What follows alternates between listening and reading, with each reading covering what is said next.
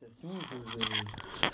Je suis ravi d'être là pour participer à cette ouverture de l'exposition, donc Voyage à travers l'art rupestre mondial. Merci François, merci toute l'équipe du musée et la municipalité. Ça a été une très belle aventure encore, aux côtés du musée de préhistoire de Lussac-les-Châteaux, où on a eu le plaisir de collaborer sur d'autres projets, notamment la belle exposition sur les pierres gravées de la Marche il y a quelques temps, qui était magnifique. Donc voilà, écoute François, si je peux te dire quelque chose, c'est que merci de cette proposition, parce que quand tu m'as demandé si je pouvais introduire l'exposition sur ce sujet-là, j'ai dit oui, mais quel challenge quand même, en 1 heure de temps, un peu moins, hein, on connaît le temps de discuter, faire le tour de ce qu'on appelle l'art rupestre mondial. Donc je vous propose en fait une espèce d'introduction générale sur le sujet, qui est un sujet impossible à traiter dans tous ses aspects. Donc je vous proposerai quelques éléments et donc j'espère que cette communication vous fera vous poser des questions sur ce que ces images ont à dire sur nous-mêmes d'ailleurs. Parce que ce qu'on appelle art rupestre, c'est un sujet énorme, et on est sur des étendues. Alors, ce qui m'avait plu au niveau de ce sujet, c'était qu'on est sur des échelles qui sont énormes. Quand on considère la distribution, et vous l'avez vu dans l'exposition, où vous le verrez, on est sur tous les territoires, toutes les géographies, toutes les communautés humaines dans le temps, dans un temps très ancien, dans un temps très récent. On continue à faire de l'art rupestre d'ailleurs. Je vous montrerai quelques images.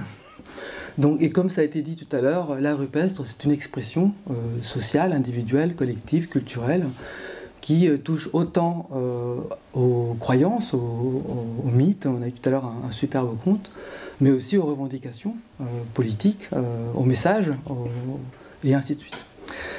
Et dans ces échelles, il y a une des échelles qui nous intéresse énormément, ce sont les étendues sur les espaces, parce que les sites d'art rupestre, souvent, ça peut être un aspect, un bloc gravé, une petite cavité ou un petit bloc rocheux, jusqu'à des surfaces incroyables.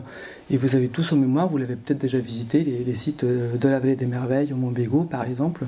Donc vous avez ici une image dans le paysage, qui peut toucher autant des communautés pastorales comme des communautés très différentes, qui ont vécu d'ailleurs différemment dans le temps et qui n'ont pas cessé de graver sur les roches des images. Autre étendue, et on ne peut pas passer à côté de tel site, tout à l'heure ça a été rappelé au niveau de l'exposition, on ne peut pas être exhaustif sur un tel sujet, donc ce sont des choix qui se sont faits sur les sites qui sont présentés. On ne peut pas ne pas parler du Tassili aussi, dans son étendue incroyable d'images.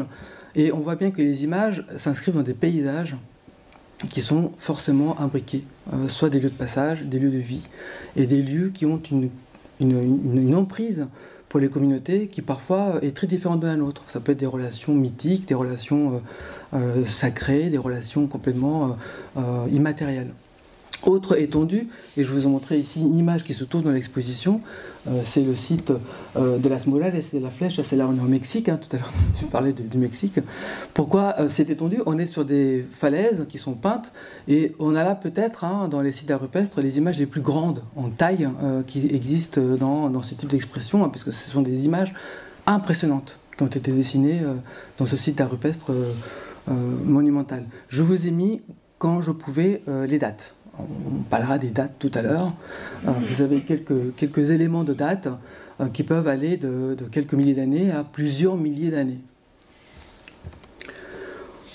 Alors évidemment, tout à l'heure ça a été rappelé, l'art rupestre, on n'a jamais cessé de faire de l'art rupestre en fait. On n'a jamais cessé de faire de l'image, et on verra tout à l'heure, c'est une question qu'on pourra aborder ensemble, à partir de quel moment on s'est mis à faire des images et qui a commencé à faire des images. Alors ça c'est un vaste sujet aussi, mais quand on parle d'images ou d'art rupestre, aujourd'hui c'est un moyen d'expression pour beaucoup de communautés, d'identité, de revendications politiques aussi. Là je vous ai mis une expression qui existe beaucoup en Amérique latine, qui sont les murales peintes là au Chili, sur des contextes de lutte aussi, pour de revendications sociales, mais aussi la célèbre peinture rupestre de Banksy, qui est une œuvre d'art éphémère. Hein. Il y a deux exemples ont été faits par Banksy, on pense que c'est autour de 2008, et il y en a une qui est toujours en place d'ailleurs. Et c'est à nous, en fait, de nous approprier cette image et de voir dans quel monde Banksy a voulu nous emmener. C'est ça aussi la rupestre, c'est que c'est aujourd'hui nous, communauté sociale contemporaine, qui allons voir ces images et qui nous les réapproprions aussi en fonction de nos codes et de nos préoccupations sociales. Mais les images, c'est aussi autre chose. Et là, je vous présente une très très belle œuvre. On n'est pas dans de la rupestre spécifique, puisque c'est une œuvre qui n'a pas été faite sur une roche. Tout à l'heure, on verra les définitions des termes. Mais les images, c'est aussi une expression de quelque chose qui est très intime. Et là, je vous montre l'œuvre d'une artiste portugaise qu'on a découvert avec Geneviève Pinson il n'y a pas longtemps, dans une très belle exposition, si je fais un peu de intercommunauté d'exposition, qui se trouve au Musée de l'Homme, qui est l'exposition Pristomania, en ce moment, qui nous parle de l'histoire des relevés dans les arts rupestres, et qui nous ouvre aussi vers d'autres sensibilités. Et ce tableau m'a beaucoup plu parce que c'est une artiste qui n'a pas forcément travaillé sur une copie des sites d'art rupestre. C'est pas un travail de reproduction de ce que les images peintes ont pu révéler en elle. C'est vraiment son expression qui est sortie et qui est totalement qui nous parle complètement quand on connaît les images d'art rupestre, avec l'association notamment de l'humain et de l'animal. Si vous voyez cette peinture, vous voyez le visage d'une dame dont elle a fait le portrait. C'est le portrait de cette dame qui s'appelle Maria d'ailleurs, et qui est totalement imbriquée dans divers animaux qui viennent s'assembler avec elle pour donner une image qui devait, je pense pour l'artiste, représenter peut-être l'intériorité de la personne dont elle a voulu faire le portrait. Sur cet élargissement contemporain, social, évidemment, le sujet de l'art rupestre, c'est aussi un sujet de patrimoine et d'archéologie. Donc là, je vous montre un petit peu un éventail, je dirais, simple, rapide, de ces images, qui sont autant dans des univers différents. On a parlé tout à l'heure d'étendue. Vous avez des images dans la profondeur des grottes, qui nous ramènent vers un monde paléolithique européen, mais qui peuvent être aussi dans des ensembles d'abris extérieurs, en relation avec la lumière, ou sur des étendues totalement qui dépassent le seul site d'habitat d'une communauté. Alors je parle aussi de forme, et là vous avez quelques idées de forme, animalières, bien sûr, pas que, animalières, humaines, et des éléments ni animal ni humain. On est là dans la métamorphose, qui est un des aspects récurrents dans les images d'art rupestre, c'est que les façons dont les personnes ont fait les images ne correspondent pas forcément au schéma dont nous sommes familiers d'identifier les figures. On est bien à avoir un ordonnancement des images, cheval, bison, etc. Or, on se rend compte que ces communautés ont aussi imaginé des êtres qui n'existent pas. Donc là, je vous montre quelques exemples issus de cette grande famille des sites d'art rupestre à toutes les époques. Hein. À droite, vous avez l'homme-lion de Liechtenstadel. On est sur des sites très anciens, autour de 40 000 ans en Allemagne, et des grottes ornées. On n'en verra pas beaucoup des grottes ornées, on va s'ouvrir vers l'art rupestre, mais c'était pour vous mettre un petit peu de grottes ornées quand même. Nio, par exemple, en Ariège, avec le très joli bison à visage humain. Vous avez le fameux sorcier des trois frères en Ariège, qui représente un être composé de mixte d'humain et d'animal. Ici, vous avez quelques images qui viennent d'un site en Guyane, sur un abri peint, dont on verra un petit peu quelques éléments, qui montrent là aussi la composition mixte entre les animaux. Vous avez ici l'image d'une grenouille, et vous avez à droite l'image d'un humain, humain-grenouille, c'est à peu près la même chose. L'art rupestre, c'est aussi un témoignage, et on le voit un petit peu dans l'exposition, de comment les individus qui ont fait les images ont eu d'interagir avec leur environnement. Donc on a des scènes pastorales, on peut avoir des scènes, je dirais, de vie quotidienne, ça on en a quelques-unes. On a aussi quelque chose de très intime. Et j'aime beaucoup cette image qui vient ici du site, on est dans le Mato Grosso au Brésil, d'une image qui figure, d'après Niette Guidon, qui a beaucoup travaillé sur le site, un baiser entre deux êtres. Moi j'aime beaucoup cette image, on l'appelle le bisou. Donc on a quelque chose de sensible, on a des images de personnes qui sourient, qui se prennent dans les bras, il n'y a pas que des images de guerre, même si on en a des images de violence. Ici on est dans un autre monde, c'est le monde paléolithique à Kapova, donc on est un peu plus à l'est au niveau de l'Europe, en Russie, enfin j'ai mis voilà, en Russie, où là on a la représentation d'un chameau, dans un contexte où on ne s'attendait pas à voir un chameau de représenter. Donc l'art rupestre, les images que ces personnes ont fait, parfois nous prennent un petit peu à rebours, où on ne s'attend pas à avoir des images parce que le chameau n'était pas documenté du tout à cette période dans ces régions-là. Tout comme ici, vous avez un autre joli site, hein, à chaque fois je vous ai mis le nom des sites, et ce sont des images qui viennent d'ailleurs de l'exposition. François, j'ai débordé d'exposition, j'ai pris des images qui ne viennent pas forcément que d'exposition, mais là en l'occurrence oui. Ici vous avez, alors ma souris elle n'est pas là, voilà, là, ici vous avez le cliché de cette paroi dessinée au pigment rouge, et vous avez en dessous un traitement informatique qui est très utilisé par les archéologues pour étudier l'art rupestre, hein, qui est un petit logiciel qui permet de ressortir les teintes des pigments, et on voit la représentation d'une baleine dans un lieu où il n'y a pas du tout de baleine à proximité.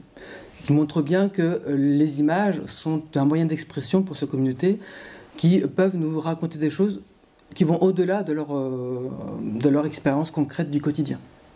Un véhicule de messages, des éléments qui se racontent entre eux, des images qui peuvent avoir une importance pour des témoignages divers.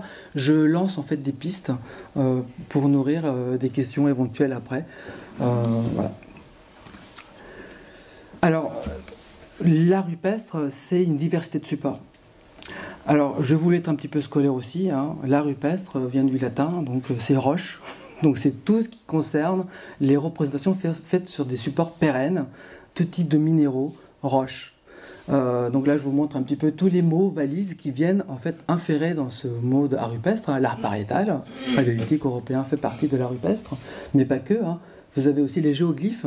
Les géoglyphes, c'est toutes les capacités à bouger des pierres dans le sol pour faire des dessins. On ne modifie pas le sol même, mais on apporte des éléments et on crée des dessins. Je pense que les géoglyphes les plus connus que vous avez en tête, c'est peut-être les lignes de Nazca. Je vous en ai mis un autre de géoglyphe, qui est le géant d'Atacama, qui est un être démesurément grand, qui ne peut être vu là aussi que d'une vue aérienne. Voilà. Et aussi, autre élément qui compose la rupestre, cette fois-ci on ne modifie pas le sol, on apporte des petits cailloux et on fait des petits dessins avec des amassements de pierres, là aussi dans un contexte très aride, où des images peuvent se conserver pendant des centaines, voire des milliers d'années sans qu'il y ait de modification. Et en sus et en parallèle à ce monde très varié de l'art rupestre, vous avez évidemment l'art sur les objets. Donc je vous montre ici quelques éléments, et puis je n'ai pas résisté de vous mettre la petite dame à la capuche de bras sans pluie, qui nous ramène dans la préhistoire des Landes, pièce conservée au musée de l'archéologie nationale.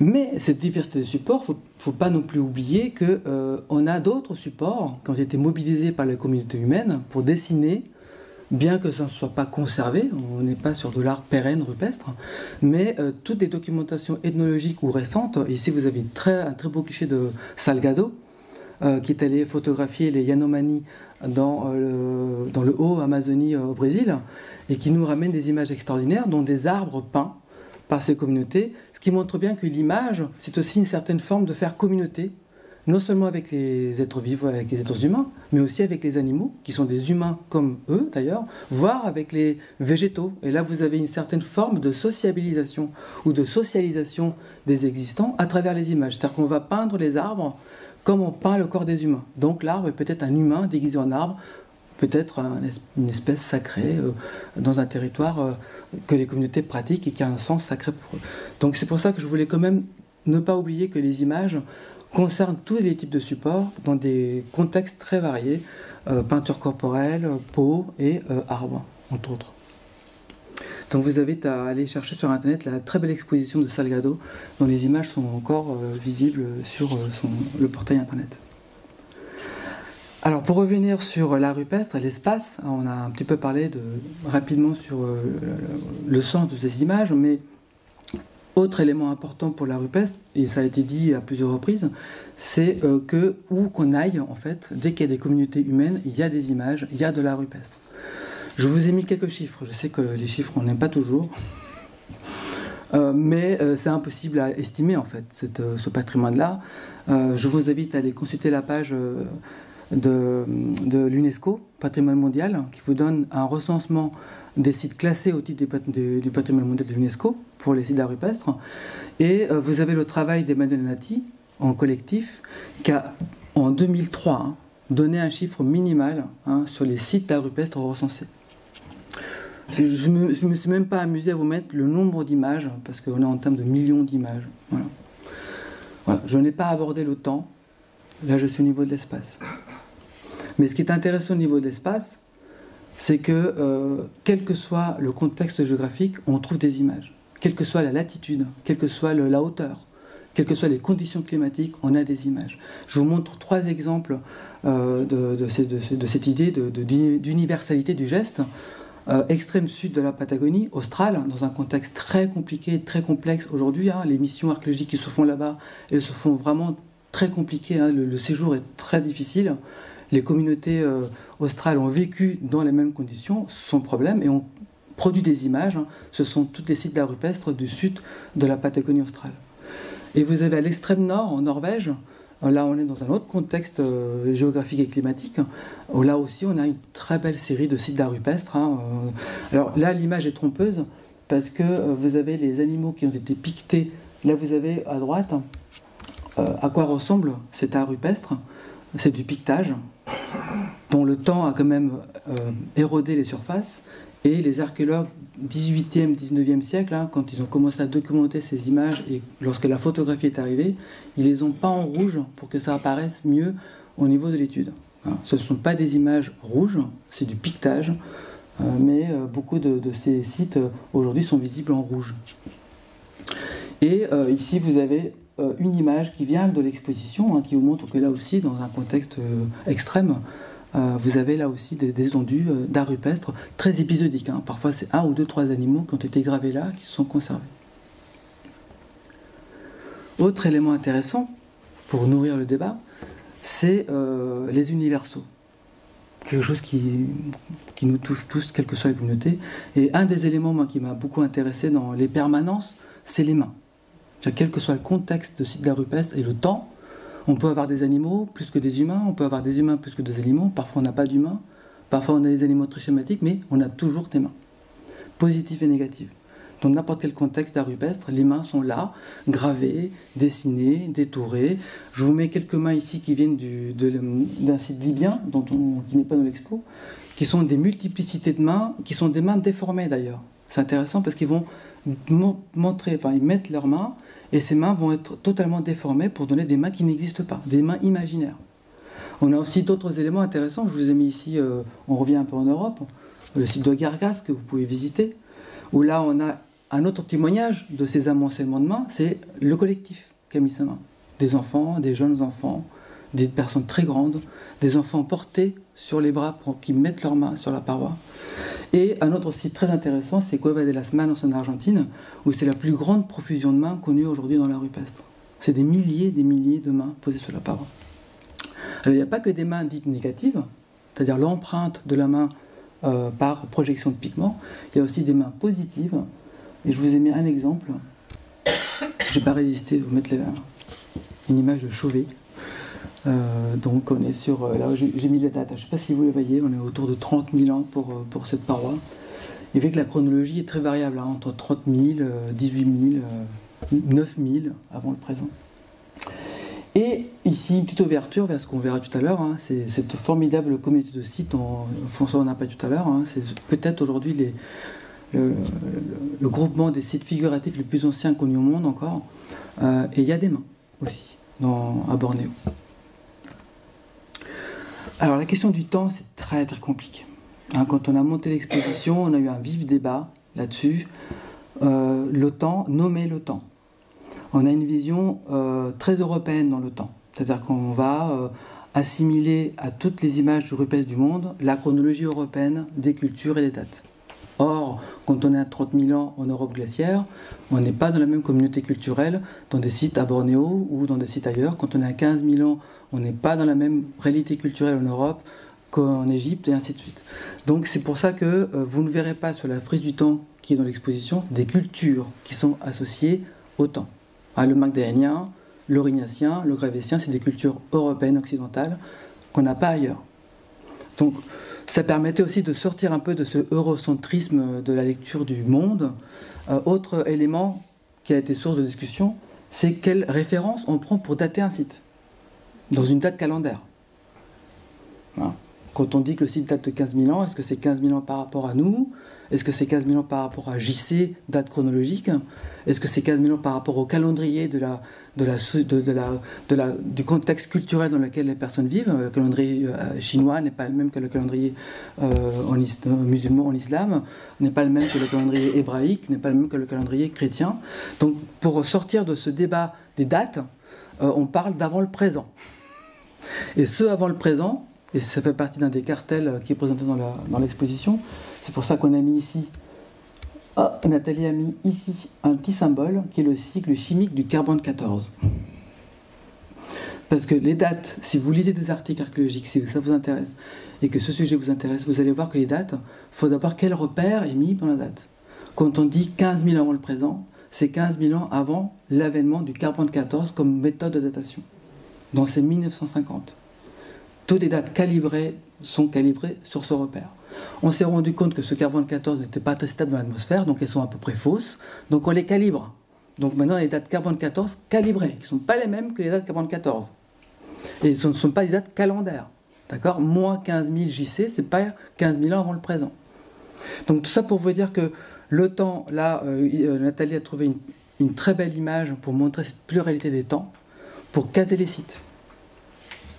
Pourquoi? Parce que dater la rupestre, c'est très compliqué. En dehors de ces questions de date ou de calendrier, c'est comment on date un site. À partir de quel moment on peut donner une fourchette sur le temps à quel moment le dessin a été fait. Alors il y a 3 éléments qui sont généralement mobilisés. L'archéologie fondamentale, une fouille archéologique, une stratigraphie, analyse les sols. On a des dates qu'on appelle antéquem. Si la figure gravée se trouve sous terre, c'est qu'elle est plus ancienne que son recouvrement. Donc l'archéologie est très importante. Les analyses des matériaux, là, je vous passe les travaux de uranium, thorium et toutes les analyses physico-chimiques des matériaux qui donnent des dates possibles, même si elles ont aussi des biais et des erreurs. La dendrochronologie, l'étude des cernes de décroissance des arbres qui donne un repère. Et au milieu de ces 2 méthodes, la méthode dite un petit peu formelle ou basée sur les images, les analyses stylistiques, qui sont très difficiles aujourd'hui, puisqu'on se rend compte qu'une personne peut faire un animal à la mode 2, et 15 000 ans après, on peut refaire pareil. Voilà, c'est aussi la part individuelle de l'artiste qui fait que les analyses formelles et stylistiques sont vraiment aujourd'hui à prendre avec des pincettes. Mais vous avez un peu les 3 éléments, le style, tempéré par l'archéologie qui est fondamentale, et les analyses physico-chimiques. Un exemple, c'est les travaux qui ont été menés par Nied Guidon, dans les sites au Brésil, qui ont permis de rejoindre, qui ont permis de donner des dates. Pourquoi? Parce que ces abris peints étaient recouverts par des sédiments archéologiques qu'elle a pu fouiller et dans lesquels elle a pu mener des dates sur les habitats, qui ont recouvert les images, et elle a pu également dater les recouvrements de calcite qui étaient sur les images. Donc en croisant les dates, on a aujourd'hui une estimation très ancienne pour les sites au Brésil qui vont jusqu'à peu près 25 000 ans. Une date, c'est un problème. Parce que déjà, il faut savoir si elle est pertinente et dans quelle mesure cette date va venir ou pas inférer dans le discours archéologique établi. Pour le moment, on considère que les populations américaines ne vont pas avant 12 000, 13 000 ans en fonction des arrivées de Sapiens. Sauf que de plus en plus, on a des dates en Amérique qui remontent à 20 000, 25 000 ans. Ces dates posent problème pour la communauté scientifique. Donc, vous voyez qu'une date n'est pas forcément toujours un élément où on se raccroche, c'est aussi une source de débat et d'animation scientifique. Mais parce que la date est très importante aussi, le temps. Et tout à l'heure, je vous ai montré plein d'images. de populations pastorales, sédentaires, néolithiques, de chasseurs-cueilleurs. Mais à partir de quand en fait les images apparaissent? Ça c'est aussi une autre question. On considère encore aujourd'hui que dès que les images apparaissent, elles ne sont plus arrêtées. On n'a pas d'arrêt des images, mais il y a bien un moment donné où elles sont apparues. Mais de quelle image parle-t-on? Par exemple, vous avez ici des sites très anciens. Là, on est toujours en contexte sapiens, au sud de l'Afrique du Sud, sur des sites très anciens de Homo sapiens. On a déjà des éléments d'image. Ce sont des croisillons, des traits volontairement réalisés sur différents types de supports. On est sur des dates qui commencent à remonter. Mais si on s'intéresse à l'art figuratif, genre là on est sur des images figuratives qui traduisent des images dont on est en mesure de reconnaître un prototype, humain, animal, quelle espèce d'animal éteinte, eh bien on est ramené en ce moment de plus en plus vers Swalésie, Bornéo, où les dates qui ne cessent d'être publiées nous ramènent vers des périodes qui vont de 43 000 à 45 000 ans. Donc c'est très ancien. Et encore une fois, on est sur des contextes sapiens, pour le moment. D'accord ? Alors j'aurais pu rajouter Chauvet, là. Parce que c'est vrai que Chauvet a des dates anciennes aussi. 30 000, 35 000, mais peut-être plus anciennes que ça encore. On va voir. Mais pour le moment, quand on parle d'images figuratives, et on l'a dit, ça a été rappelé tout à l'heure, Bornéo fournit pour le moment les dates les plus anciennes pour ce qu'on appelle un art figuratif complexe. C'est pas des traits, c'est pas des points, c'est...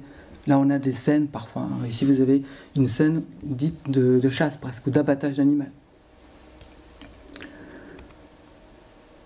Autre élément intéressant au niveau du temps, c'est pas toujours qu'une question d'ancienneté, c'est aussi une question de pérennité. C'est-à-dire qu'il y a des sites qui sont toujours décorés depuis plus de 50 000 ans, sans interruption.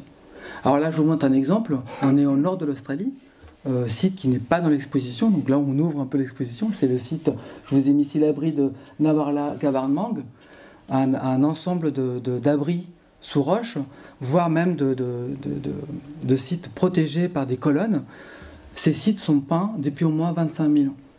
C'est-à-dire qu'on a des surcouches de peinture dont les fouilles archéologiques ont déterminé leur ancienneté par des effondrements dans les couches archéologiques. Donc on sait que ça commence à peu près à cette date-là, peut-être plus ancien, mais dont on a des piliers qui sont toujours décorés par les aborigènes aujourd'hui. Qui est toujours un site très compliqué d'accès puisqu'il est contrôlé par des règles aborigènes, il faut être accompagné, il y a tout un rapport au paysage, on ne va pas comme ça avoir un site d'art rupestre comme ça, c'est un occidental qui va visiter un site d'art rupestre. C'est vivant, c'est fondamental, c'est vital. Donc du coup, ça montre que sur certaines régions du monde, comme en Australie, on a une continuité ininterrompue d'art rupestre dans une même logique de lecture du monde. Ici, c'est un art qu'on appelle un art de type totémique. Mais la question du temps et de l'ancienneté nous ramène forcément au débat actuel. C'est ok, Sapiens, producteur d'images, mais est-ce que c'est le seul ou est-ce que ça a été le premier? Eh bien, pour le moment, l'art figuratif, comme on a pu le voir, reste encore dans un contexte Sapiens. Mais en même temps que Sapiens ou avant lui, d'autres ont fait des traits. D'autres ont fait des marques. Pas très loin d'ici, dans l'Indre, près de Tours, vous avez le site de la Roche-Cotard, qui a donné des images. Alors, on n'est pas dans du figuratif, c'est des traits volontairement dessinés sur la paroi au doigt. Et ces traits-là, des images qu'on n'arrive peut-être pas à comprendre, ont été faits par Néandertal, avant l'arrivée de Sapiens dans cette région. En sachant que dans cette grotte, il y a déjà eu un objet qui a été trouvé dans les années 70, qu'on appelle le masque de la Roche-Cotard. Donc plusieurs études ont démontré l'authenticité, mais d'autres ont contesté cette authenticité, mais aussi parce qu'on est encore dans un débat, je dirais, de chapelle. Est-ce que Néandertal a fait ou pas de l'art? Alors du coup, on refuse à Néandertal beaucoup de sites, on est en train de lui accorder d'autres sites, mais est-ce qu'il faut demander à Néandertal d'agir comme un sapiens? C'est toute la question aussi de comment on voit les choses, et à travers quel prisme. On a d'autres sites qui ont donné des images très intéressantes. C'est ici à Gibraltar, on a aussi que de néandertaliens, et on a des traits sur cette grotte en croisillon, en géométrique. Alors ici j'avais une diapositive, je l'ai retirée, mais je vous la montrerai si vous voulez, parce que cette question d'image va encore plus loin, parce que j'avais mis une petite pierre en jaspe qui représente un visage qui a été ramassé dans un site australopithèque à 2 millions d'années. Je vous le montrerai après si vous voulez. Alors, les techniques, bien sûr. La rupestre.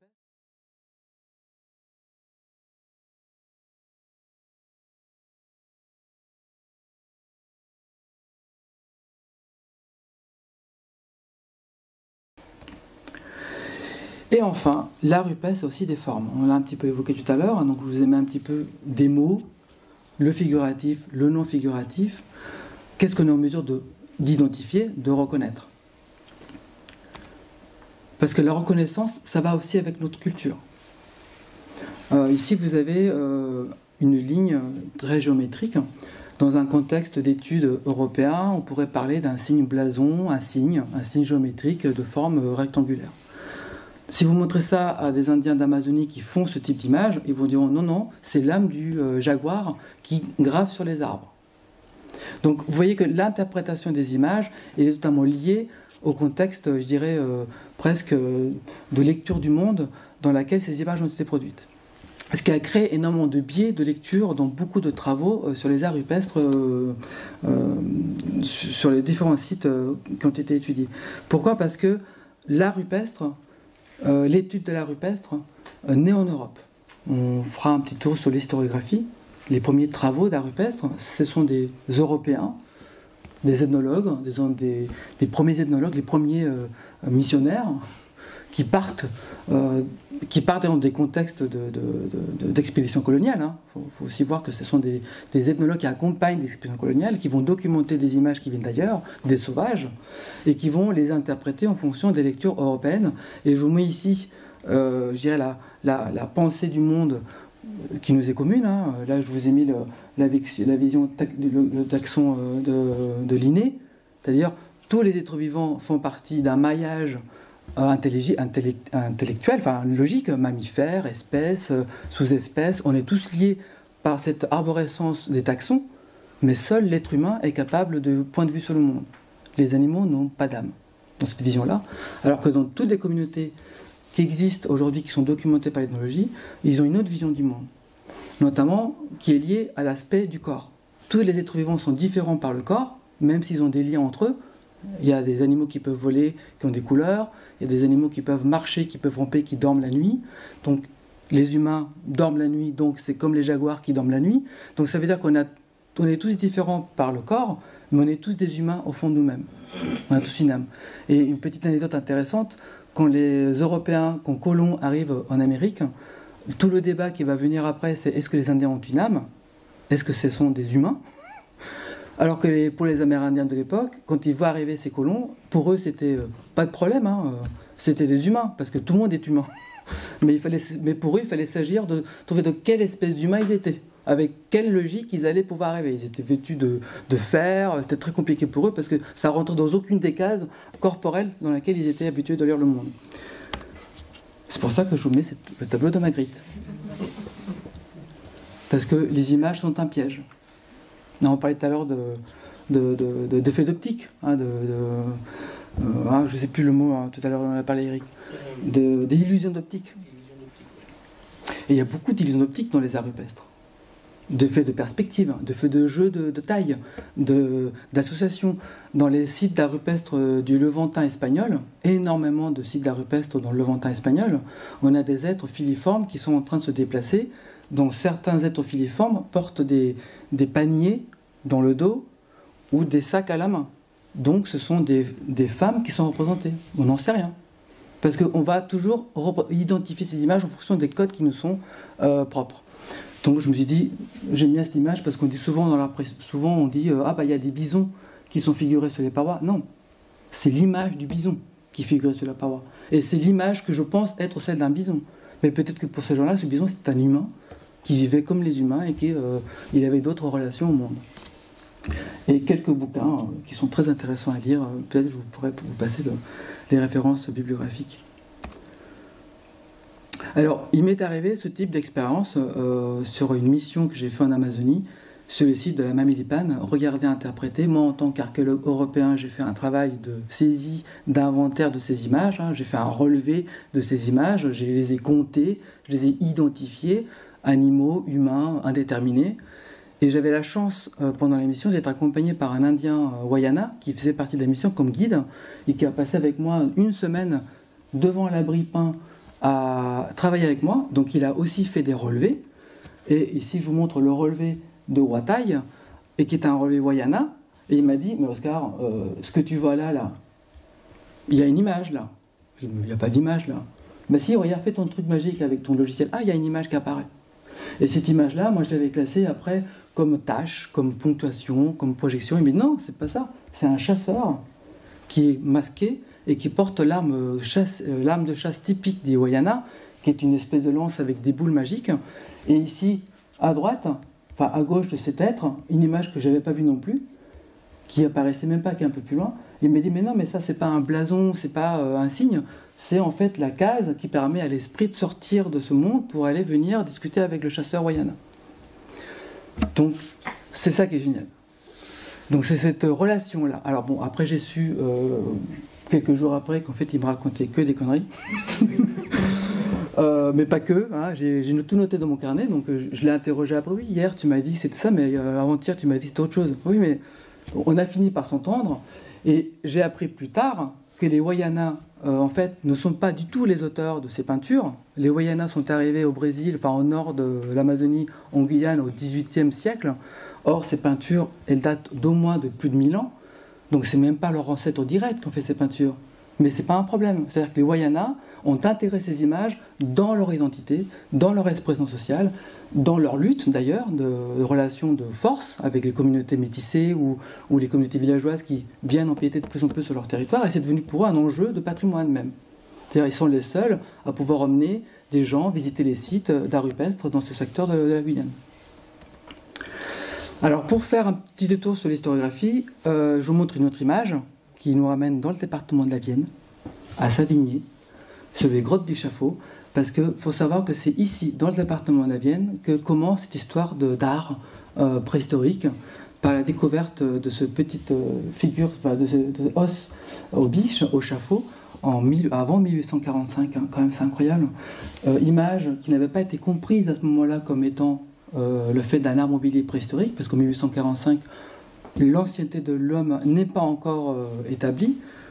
Hein, je vous rappelle qu'à ce moment-là, il y a encore une vision biblique du temps et de la chronologie. Il faut attendre les travaux de Darwin pour que le débat s'ouvre et qu'un rapport de force très très fort s'instaure en Europe à ce moment-là. Et les découvertes à ce moment-là est presque simultanées des premiers ossements d'humains très anciens. Donc d'abord Néandertal et ensuite Cro-Magnon. Autre naissance, c'est Jacques Boucher de Perthes, hein, qui va définir en fait l'ancienneté de l'humain dans une archéologie préhistorique, et les découvertes dans les années 60-70 des vestiges qui vont vraiment accélérer le débat sur l'ancienneté de l'homme avec la découverte de Cro-Magnon et ici de l'art mobilier aux Éisy. Tout ça pour vous dire que en Europe, c'est un débat aussi. Hein, petit à petit, on commence à comprendre l'ancienneté de l'homme et de ses productions graphiques. D'abord, on accepte le fait qu'il ait fait de l'art sur objet, et ensuite va venir petit à petit le fait qu'il ait fait aussi des images dans les grottes. Hein, parce qu'il faut attendre longtemps hein, pour ça. Là, je vous ai mis la date. Hein, 1879, découverte d'Altamira, des peintures, des bisons peints par Marcelino de Sautola en 1819, ici en Espagne, découverte qui va le précipiter dans un destin tragique, puisque il va être totalement désavoué et va mourir dans la plus grande solitude possible, Marcelino de Sautola, sans que sa découverte ait été acceptée, parce que à l'époque c'était impossible d'imaginer que les préhistoriques aient pu peindre dans les grottes. On acceptait à peine qu'ils aient dessiné sur des objets, parce que c'était le temps de l'oisiveté, c'était le temps où l'âge d'abondance et ne sachant pas quoi faire, ils dessinaient sur les objets. On leur refusait une espèce de spiritualité. Or, à Altamira, les bisons sont peints en rouge sur les parois d'une grotte sombre. Donc il y a eu tout un débat qui s'est monté à ce moment-là, de supercherie, parce que l'archéologie préhistorique, c'est un débat, c'est un rapport de force. Il fallait absolument qu'on ne tombe pas dans la supercherie ou dans les faux à ce moment-là. Et après cette date, d'autres archéologues vont voir qu'il y a des gravures sur les parois et vont petit à petit annoncer des découvertes. Donc je vous montre les jalons, les quelques grottes, la Moute, Père-Nampère, les Combarets, jusqu'à effectivement à un moment donné que ça soit un élément établi. Ils ont également décoré les parois des grottes. Mais en même temps, ailleurs aussi, on voit des gravures. Et ça, c'est génial. Plus ancien encore. Et ici, on est en Guyane, sur le site de la montagne anglaise, avec de l'art rupestre. On est au 18e siècle, là, il y a le cadastre du roi qui va faire la carte des territoires royaux en Guyane.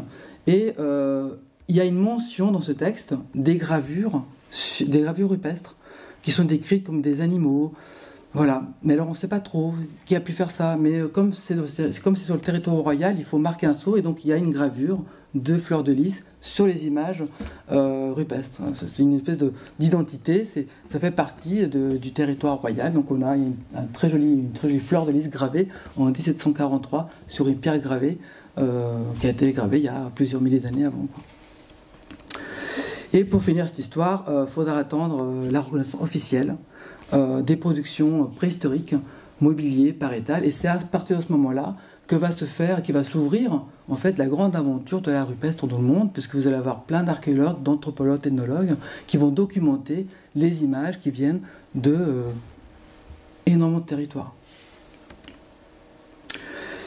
Mais les sites d'art rupestre sont aussi des sites archéologiques. Et donc vous avez des sites qui conservent, en fait, qui sont des témoins du passage des êtres, des activités, de tout un tas d'individus. Il n'y a pas que des grottes en Europe, hein, il y a des grottes aussi un peu partout. Dès que vous avez du calcaire ou du karst, vous avez des grottes. Au Mexique, vous avez des grottes ornées, et dans d'autres lieux, vous avez des grottes. Donc ce sont des lieux archéologiques qu'on est en mesure de documenter pour voir la diversité des témoignages qui sont conservés. Il n'y a pas que les humains, il y a des animaux qui laissent leur empreinte. Ce sont des paysages, on l'a évoqué tout à l'heure, hein, ce sont des emprises dans le paysage qu'il faut aussi documenter, non seulement au niveau de l'image, au niveau du site, mais au niveau du territoire total. Hein. Vous avez des travaux ici, je reviens sur les travaux de la Patagonie australe, par une jeune chercheuse chilienne qui documente non seulement les images, mais en même temps le paysage qui va avec. C'est fondamental de comprendre le paysage en même temps que les images. Et c'est des travaux qui sont faits aussi ailleurs. Il y a un panneau dans l'exposition qui vous parle de Foz Coa au Portugal, la vallée du Coa, qui est un autre énorme concentration de sites gravés, piquetés. Il y a des travaux qui sont faits sur le paysage et les relations des images avec le paysage. J'oublie certainement énormément de sites. Hein. Vous m'en voyerez pas. Bien sûr, vous allez vous promener à Fontainebleau. Peut-être en Europe, l'un des plus grands sites d'art rupestre européen, c'est Fontainebleau aujourd'hui. Avec près de 2500 recoupements de blocs gravés quand même. Qui pose un gros souci de conservation, parce que c'est aussi un site de promenade et de grimpe, hein, de camping. Donc comment en fait, et c'est au Chili c'est pareil, comment en fait créer un dialogue avec les usagers des espaces pour en même temps ne pas fermer, mais en même temps conserver. J'ai lu un article très intéressant pour les parcs des sites d'art rupestre classés au titre du patrimoine mondial de l'UNESCO, qui procède d'une démarche qu'on peut comprendre, hein, conserver les sites. Il y a beaucoup de lieux où d'ailleurs ils ne comprennent pas cette notion de conservation. Les Indiens aborigènes d'Australie, d'un coup ils ne peuvent plus accéder à leur site, quoi. Parce que ce sont des parcs réservés au titre des monuments, au titre du patrimoine mondial, et ça peut créer des tensions. Il y a eu des tensions notamment sur des sites d'art rupestre au Brésil, hein, le Piauí qui a été classé patrimoine mondial de l'UNESCO suite aux travaux de Niette Guidon. Niette Guidon a reçu des menaces de mort pendant des années. Des sites d'art rupestre ont été endommagés par les communautés amérindiennes elles-mêmes parce qu'elles ne comprenaient pas d'un coup qu'on mette des grillages et qu'on vienne leur interdire l'accès à des sites qui sont des sites vivants pour eux. Autre élément important, c'est les empreintes, c'est les traces, c'est toutes les petites traces qu'on peut retrouver. Bon là c'est émouvant parce que vous avez des traces de pas dans les grottes. Autre élément important que je voulais aborder avec vous, et je vois qu'on a le temps, ça va. Vous me dites si ça va. C'est comment on étudie l'art rupestre. Hein, on a vu les dates, on a vu le temps, on a vu la géographie. Comment on étudie l'art rupestre? Alors, on étudie l'art rupestre en faisant des copies. Traditionnellement. Aujourd'hui, on fait plein d'actions scientifiques, des prélèvements, des analyses, mais avant tout, on garde une trace. Pourquoi? Parce que ce sont souvent des sites éloignés, ou peu accessibles, ou difficilement accessibles, qui nécessitent des expéditions très coûteuses, ou dans des sites en détresse, par des conflits, par des secteurs qui sont aujourd'hui interdits d'accès. Et vous avez tous en mémoire ce qui s'est passé en Syrie, ou qui peut se passer en Libye, ou qui peut se passer dans le Tchad. Donc l'importance des missions scientifiques, c'est de garder un témoignage de ces images par des copies. Alors il y a différentes sortes de copies, ce qu'on appelle généralement les relevés. Et dans cette exposition qui est au Musée de l'Homme, sur les relevés, l'exposition Pristomania, on découvre que les relevés, c'est pas non plus qu'une question d'hommes. On a souvent en tête les grands releveurs, Breuil, l'abbé Glory, et c'est Henri Lotte, des gens importants qui ont fait énormément de travaux de relevés, mais il y a aussi énormément de femmes qui ont fait des relevés de la rupestre dans des contextes très compliqués. Et vous avez ici une collection qu'on appelle la collection Frobenius. C'était un archéologue allemand qui est parti relever les sites d'art rupestre en Afrique du Nord et qui a monté avec lui toute une équipe de femmes, une dizaine de femmes artistes qui sortaient des Beaux-Arts et qui ont accompagné Frobenius dans tous ces sites d'art rupestre et qui ont fait des relevés incroyables et qui après ont pris un peu leur liberté de Frobenius et qui ont mené leur propre terrain par 2 ou par 3 et qui sont allés un peu partout dans le monde faire du relevé et on les voit au travail, un travail classique de copie. Calque, on se met à côté de l'image et on retraduit ce qu'on voit par un geste graphique. Et vous avez ici le travail d'une de ces d'Elisabeth Pauli qui a fait des relevés magnifiques, enfin, incroyables, extraordinairement précis. C'est pas que cette image n'est pas qu'une image graphique, c'est une image qui porte énormément d'informations. Le relevé d'art rupestre, c'est une aventure humaine qui accompagne les études en archéologie des images depuis longtemps, puisque c'est une question de regard, c'est une question d'outils, de méthodes, et on voit qu'à travers le temps, en fait, les outils et les méthodes ont venu qu'en fait, compléter l'outillage de l'archéologue. En fait, l'archéologue est une espèce de couteau suisse qui va toujours prendre les éléments de son temps, qui va les détourner de ce pourquoi ils ont été faits au départ pour ses missions. Il va se convertir à la photographie, il va se convertir à la numérisation 3D, il va se transformer en infographiste. Voilà. Donc c'est une aventure qui a égrené les décennies jusqu'à aujourd'hui d'ailleurs. Là je vous ai mis ça parce qu'on est là un peu pour aujourd'hui. Bientôt ça sera les IA qui vont venir, l'intelligence artificielle qui vont venir aider les archéologues à analyser les images, le deep learning, la réalité virtuelle, la dématérialisation de la donnée. Ce qui va poser un problème d'ailleurs, parce que autant on peut exposer des calques faits il y a 100 ans, 80 ans, 50 ans, aujourd'hui on ne produit que des terras de données numériques. Comment on va conserver ces terras de données numériques dans des formats qui devront être lus dans 150 ans? Et où est-ce qu'on stocke ça d'ailleurs? Relever la rupestre, c'est le regard, c'est la déformation. C'est-à-dire que comment moi je regarde une surface peinte qui est plate ou qui est totalement chaotique, les reliefs. Donc cette question de la déformation a toujours été une espèce de fil rouge problématique pour les études d'art rupestre, parce qu'il fallait, quand on déplie son calque ou quand on dessine sur un tableau, c'est de la 2D alors que la donnée est en 3D. Je vous montre ici les travaux de Breuil à Altamira, qui était déjà totalement dans ces questions. Donc il faisait des prises, des mesures pour comprendre la déformation. Et vous avez les carnets ici de François Dallot en 1881 qui dessinait son carnet, mais qui notait à côté toutes les déformations faites de l'animal. Il est derrière, ça passe devant, il est déformé, ainsi de suite. Parce que si on remonte de temps, faut attendre, je pense, la Renaissance italienne pour que la question de la perspective soit conceptualisée. Il n'y a pas 36 000 façons de relever à peu près, je vous la fais simple. Il y aurait 2 façons de faire ces fameux relevés d'art rupestre. Il y a les personnes qui font du relevé type copie, c'est-à-dire que là on va s'intéresser à l'image, on va reproduire l'image telle qu'on la regarde. Ce sont des reproductions presque de facsimilés ou presque de copistes. Ce sont les relevés de Breuil, mais aujourd'hui on peut penser à tout un tas de relevés qui se substituent même parfois à la paroi, qui deviennent même l'objet de l'image, qui remplacent même le support. Et vous avez d'autres façons de relever qui vont plutôt dans un monde cartographique. On ne pense pas la paroi comme un objet à copier, on pense la paroi comme un objet à comprendre et à retraduire dans la logique de carte. Donc légende graphique, charte graphique, traduction de l'information par une charte graphique. Et vous avez ici un des travaux qui a été fait sur le site de la chaire à Calvin à Angoulême, ici par l'équipe de Geneviève Pinson, Pinson qui est ici, vous pourrez lui poser des questions sur la méthode de la type de relevé cartographique. Et l'archéologie est un monde d'innovation.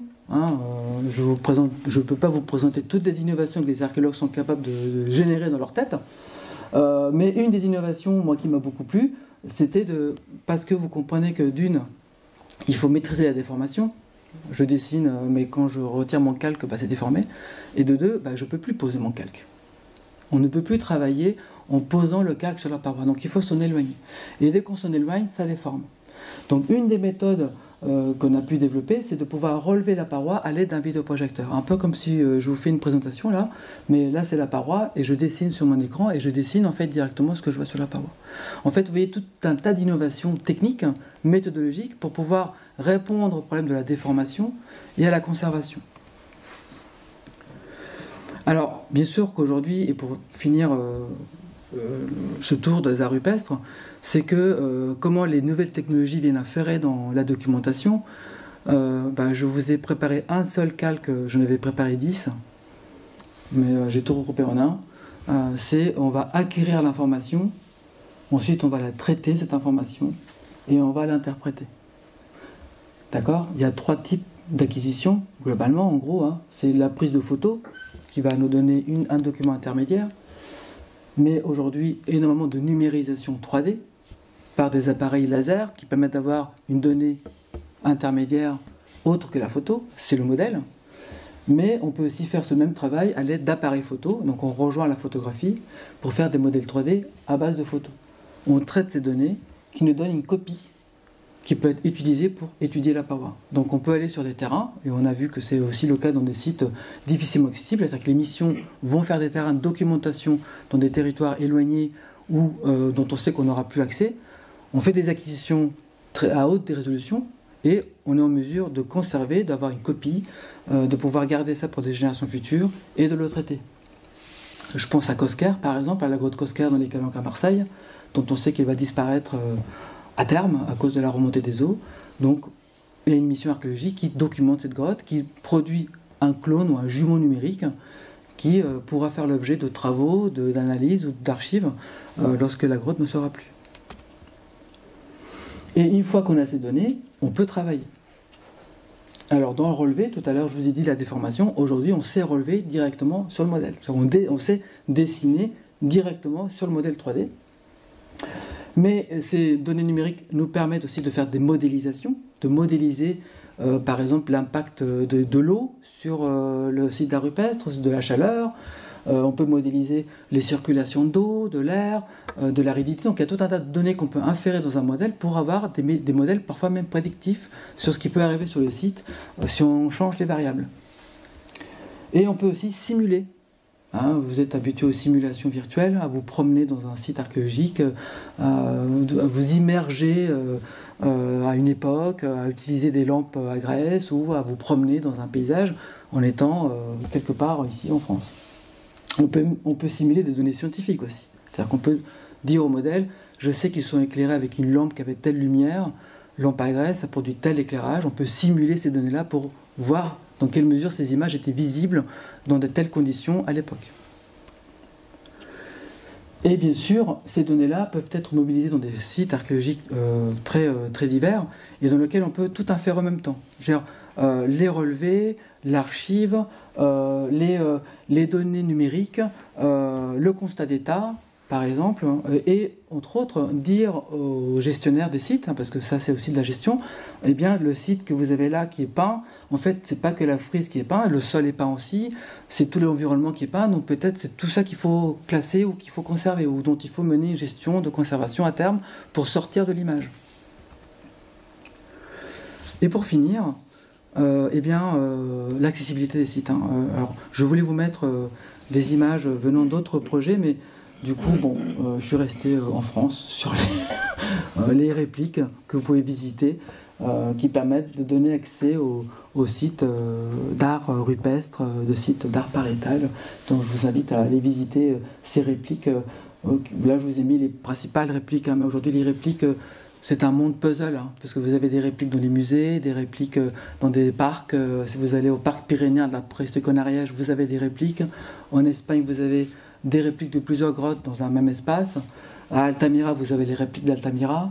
Vous avez à Foz Coa, vous pouvez voir les gravures de Coa, mais dans l'espace de restitution, vous avez tout un tas de parois que vous ne pouvez pas voir, qui sont ramenées en exposition pour le public. Et pour vous donner quelques éléments de ressources, je vous montre deux sites qui sont intéressants. Le site de l'UNESCO, vous avez toutes les données sur les sites classés d'art rupestre avec les données, les photos, tout un tas d'éléments super intéressants. Et le ministère de la Culture qui anime un portail internet qui s'appelle Les Grands Sites archéologiques, donc vous retrouvez beaucoup de données sur les arts rupestres. Alors là, c'est territoire national, hein, mais qui donne des ouvertures vers aussi d'autres territoires comme l'archéologie française dans le monde, donc les sites du Moyen-Orient par exemple. Je vous remercie.